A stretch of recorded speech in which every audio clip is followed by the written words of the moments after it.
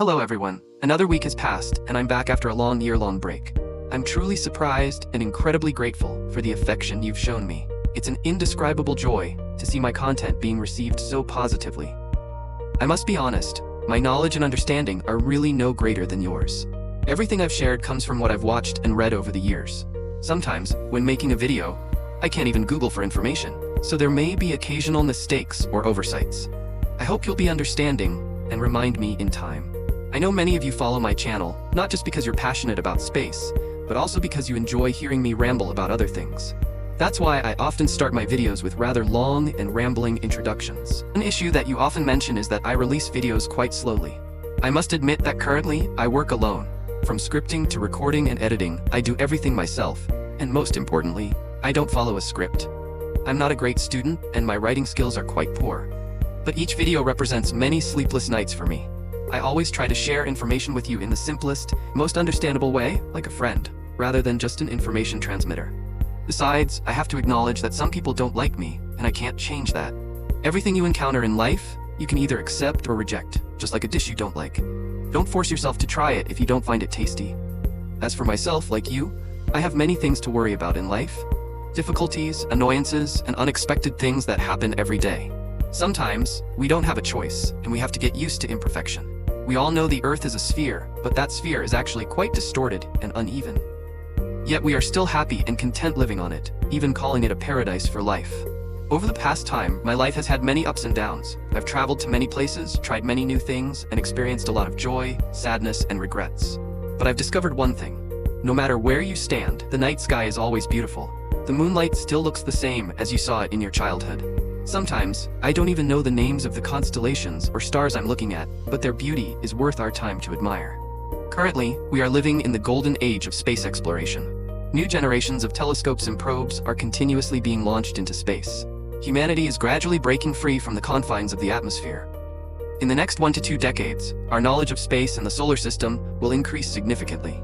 Recently on August 12, 2018, NASA officially launched the Parker Solar Probe, a powerful mission to touch the sun. The probe is worth over $1.5 billion and has a very special design, unlike any previous probes. During this mission, Parker will have to endure extremely challenging conditions, including the sun's intense heat and radiation. The probe's heat shield is 11.43 centimeters thick and can withstand temperatures up to 1,400 degrees Celsius, while the internal equipment maintains a room temperature of 29 degrees Celsius. The probe's speed will reach approximately 692,000 kilometers per hour. It will orbit the sun 24 times and make 6.7 close passes. Parker will be closest to the sun in 2024, at a distance of 6 million kilometers. At a speed of 692,000 kilometers per hour, this is also the fastest spacecraft ever built by humans. This mission was conceived in 1958, but only now do we have the funding and capability to carry it out. A distance of 6 million kilometers from the sun may seem far, but compared to the Earth's distance, Parker is effectively only 4 centimeters away from the sun. Parker's main mission is to study the solar corona and the sun's electromagnetic radiation in order to provide more accurate predictions of future solar storms. Furthermore, recently on November 26th, or November 27th local time, NASA's InSight lander successfully landed on Mars.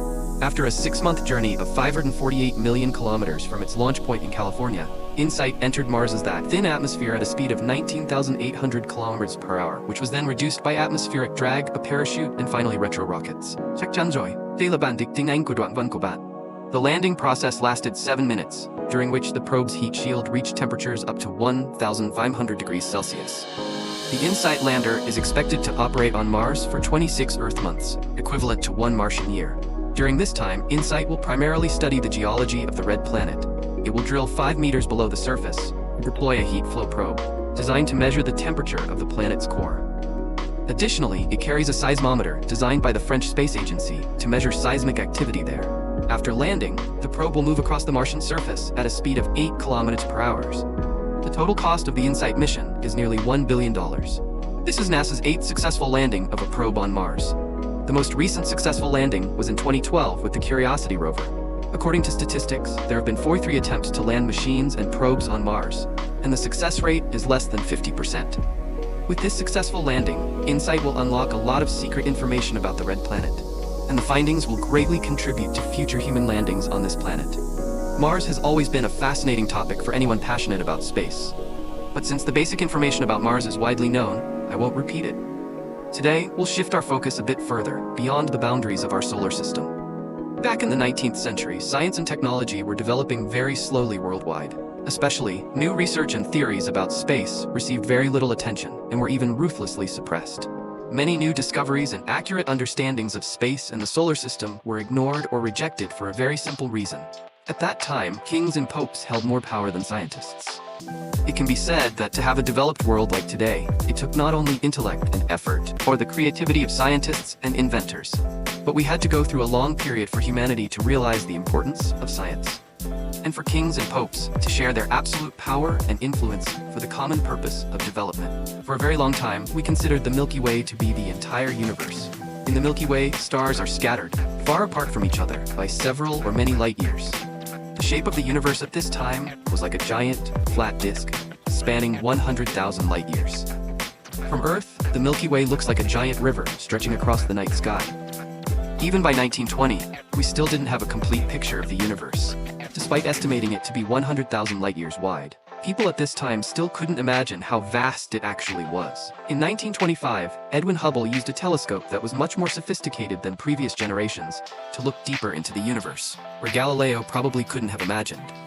He discovered that the Sun is just one of billions of stars in the Milky Way. Using the standard candle method, Hubble calculated the distances to the stars, and he discovered a cluster of stars in the Andromeda constellation that was very far away from us. Specifically, millions of light years away, dozens of times farther than the farthest star in the Milky Way. This cluster was always thought to be a cloud of dust or a nebula within the Milky Way. But with specific calculations, this cluster turned out to be an independent galaxy far beyond our own. It's an independent island, gathering many stars, named Andromeda. Thus, overnight, the 100,000 light-year wide universe suddenly became unimaginably vast. The Milky Way is just one of billions of other galaxies. This completely changed humanity's previous conceptions of the universe. The closest galaxy is 2.5 million light-years away from us. Although it's an extremely beautiful and magnificent neighbor, we probably won't ever have the intention of visiting it. Dreams will always be beautiful as long as they remain dreams, and beautiful women will always be the neighbor's wife. Just kidding, because no one lives long enough to travel that far. The space between galaxies is too vast, too cold, and too dark. Even if you travel at the speed of light, you'll die of boredom along the way. Besides the Andromeda galaxy, our local group still has over 50 other galaxies, large and small. The diameter of this local group is over 10 million light-years. Its dispersion velocity is 61, with 8 visible spiral arms. Within this local group, the Milky Way and the Andromeda galaxy are the two largest galaxies. The local group belongs to a supercluster with a diameter of about 110 million light-years. This is also one of millions of other superclusters in the known universe. Although galaxies move very fast in the universe, when considered within the timescale of Earth, any changes or encounters between those galaxies are too far in the future for us to imagine. Our lives last only a few dozen orbits around the Sun, and no one can be sure that those next orbits won't bring unexpected events. As a small speck from Earth, humans look out into the universe, and everything around us seems incredibly vast. But that's just a view from the inside. How can we see beyond those boundaries? How do we know if something else is also trying to look inside? Are we really too small? Or are we so small that nothing knows we exist? Please subscribe to the Lala School channel to not miss any exciting videos.